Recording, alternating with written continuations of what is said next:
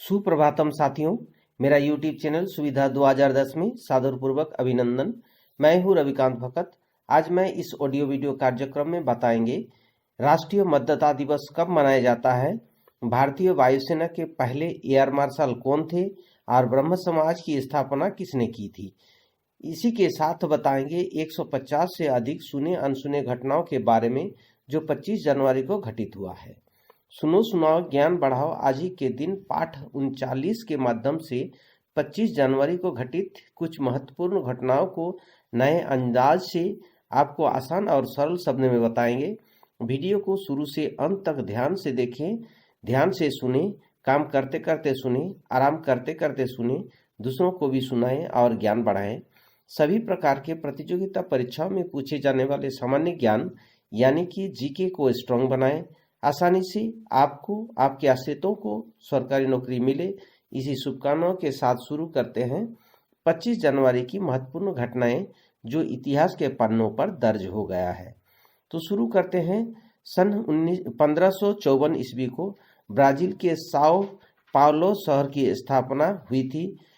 1565 को तेलिकोटा की लड़ाई में विजयनगर साम्राज्य नष्ट हो गया था।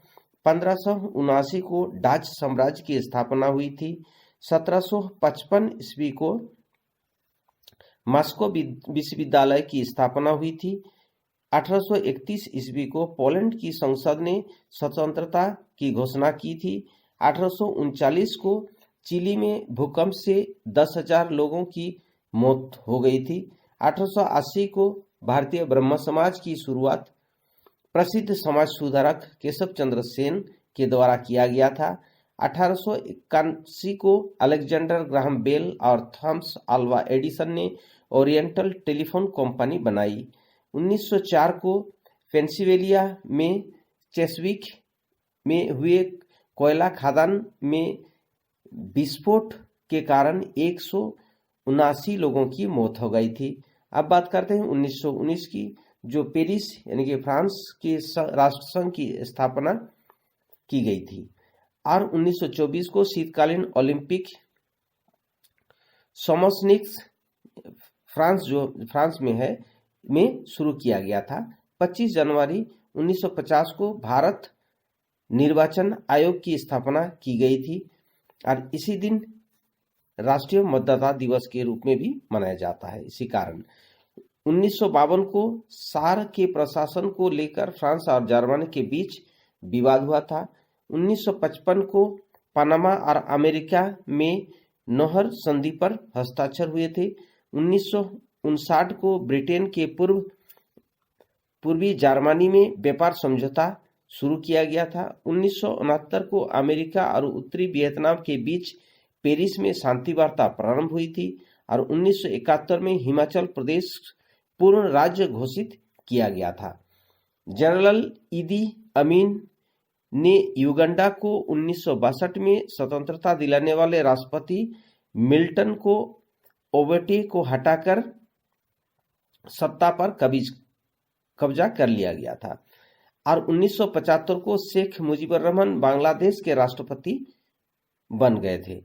1980 को 3 साल के अंतराल के बाद पद्म विभूषण, भारत रत्न आदि नागरिक सम्मान द्वारा प्रदान किया जाने लगे और मदर टेरेसा को भारत रत्न से सम्मानित भी किया गया।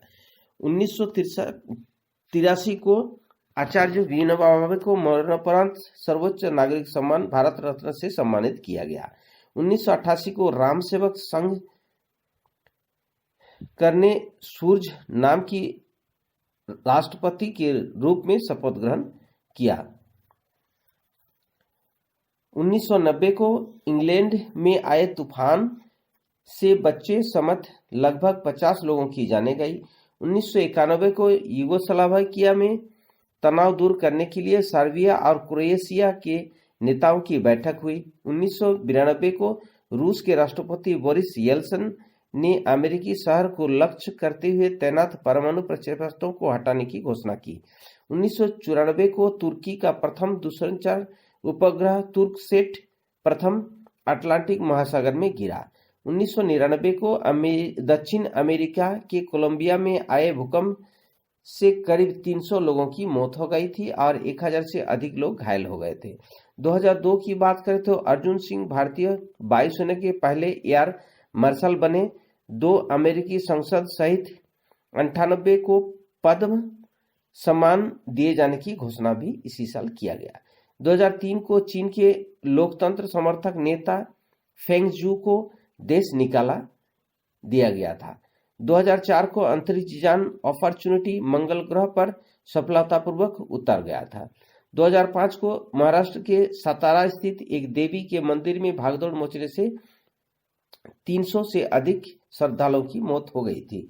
2006 को लिट्टे प्रमुख प्रभाकरण जिनेवा में वार्ता के लिए सहमत हो गए थे। 2008 को उत्तर प्रदेश सरकार ने गंगा एक्सप्रेस वे परियोजना को मंजूरी दे दी थी। 2008 को ही उत्तर प्रदेश की मुख्यमंत्री मायावती ने गंगा एक्सप्रेस की परियोजना की मंजूरी दे दी थी। सरकार ने 13 लोगों को वर्ष 2008 के प्रतिष्ठित नागरिक अलंकरण पद्म विभूषण से सम्मानित करने की घोषणा की। पाकिस्तानी सेना के परमाणु हथियार के ले जाने में सक्षम मध्यम दूरी की प्रक्षेपणास्त्र शाहीन 1 यानी कि हल्फ 4 का सफलतापूर्वक परीक्षण भी किया था। 2009 को केंद्र सरकार ने पद्मश्री एवं पद्म भूषण पुरस्कारों की घोषणा की। 2010 को इराक की राजधानी बगदाद में 3 मिनी बसों में बम विस्फोट के जरिए होटलों को निशाना बनाया गया। इनमें कम से कम 36 लोग मारे गए और 71 लोग घायल हो गए थे। 2015 को मिस कोलंबिया पोलिना वेगा वर्ष 2014 की मिस यूनिवर्स बनी। अब बात करते हैं 25 जनवरी को जन्मे व्यक्तियों के बारे में। 1824 को बांग्ला भाषा के प्रसिद्ध कवि माइकल मधुसूदन दत्त का जन्म हुआ था। 1874 को ब्रिटिश साहित्यकार समरसेट मॉम का जन्म हुआ था। 1882 को वर्जीनिया वुल्फ का जन्म हुआ था। 1930 को राजेंद्र अवस्थी, जो भारत के प्रसिद्ध साहित्यकार, पत्रकार एवं कदम्बिनी पत्रिका के संपादक थे, इनका भी जन्म हुआ था। 1958 को कविता कृष्णमूर्ति, जो भारतीय सिनेमा के प्रसिद्ध पार्श्व गायिका में से एक थी, इनका भी जन्म हुआ था। अब बात करते हैं उन महान हस्तियों का जिनका निधन 25 जनवरी को हुआ है।